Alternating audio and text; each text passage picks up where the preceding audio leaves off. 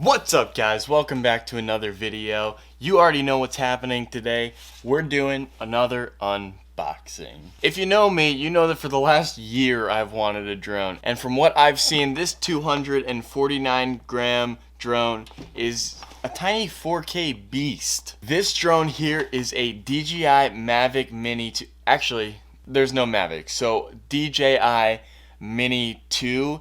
This is the Fly More combo. It has some extra batteries, some extra goodies. So this DJI Mini 2 shoots 4K video, 12 megapixel photos in JPEG and RAW. Now, as I mentioned before, this drone weighs 249 grams, and that number is significant because that means if you live in the United States and a lot of other places as well, you will not have to register this drone with the FAA because they only require registration of drones 250 grams and above. So that just means another government organization which doesn't have your information, which is always a plus. It also has DJI's new, well, 2-year-old, but new to this model, so DJI's new OcuSync technology, which is like Wi-Fi on steroids. So that allows you to fly close to 5 miles away from your controller unobstructed, and it means that while you're flying, you're not going to have the feed cut out or lose frames, which makes the flying experience 10 times better.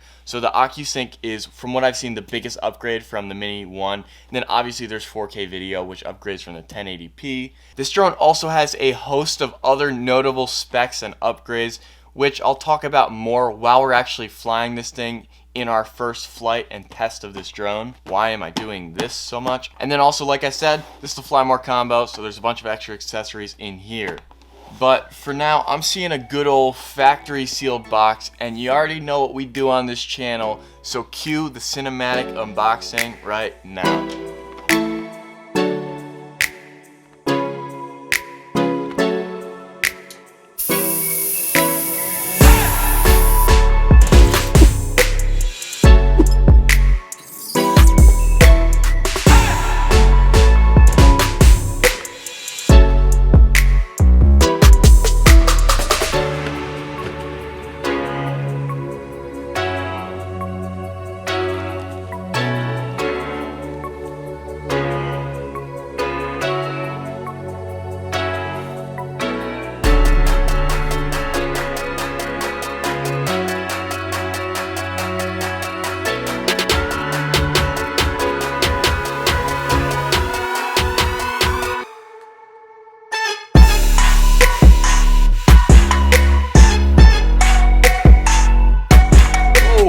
Just like that, we have our very own DJI drone, the DJI Mini 2. This thing is small, this thing is compact, it folds up really nice. I like the propeller guard, that's a nice touch.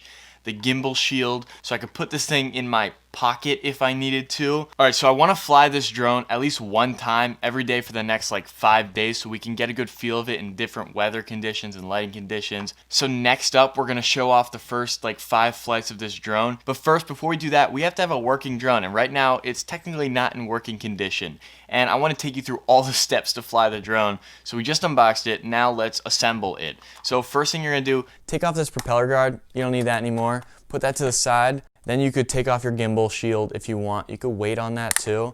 Just take that off like that. All right, next go ahead and flip out your propellers. You're gonna flip out the front 2 ones first, and then these back ones fold back. All right, so that's the drone. Now you're gonna need to grab yourself a battery. If you order just a drone, it's gonna come with 1 battery, but if you got the Fly More combo, you get this nice battery pack that charges them all, and it also has 3 batteries. That's like an hour and a half of flight time. So you're gonna put the battery in this back slot here, pop off this back lid, and then you can slide that battery right in like so.